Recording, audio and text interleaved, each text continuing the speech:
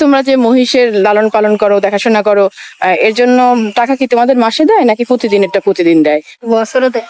বছরে দেয়? কত টাকা? 1 লাখ টাকা। হ্যাঁ, 1 লাখ টাকা।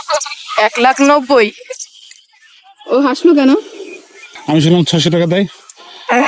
কত দেয় সত্যি কথা বলো? বছরে কত? বছরে আঙ্গা 60,000। 60,000? মানে গরু রাখার জন্য যে ঘর তৈরি করতে হয়, না, মানে ওগুলো লাগে না। সেগুলোও লাগে না। সেগুলো লাগে না। এবং ঝড় বৃষ্টি যখন হয় তখন কি করে? ঝড় বৃষ্টি হলে রাখালেরা এখানে বেঁধে হেরা বাড়ি বাড়ি চলে যায়।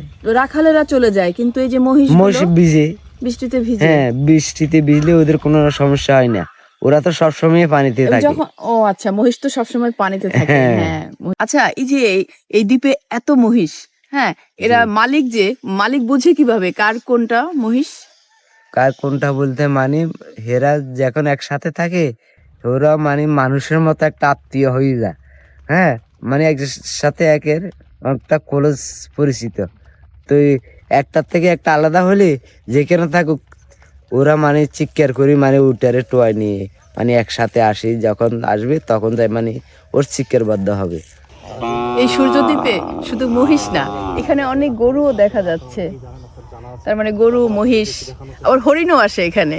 মানে সবাই তারা একত্রে এই দ্বীপে রাজত্ব করে।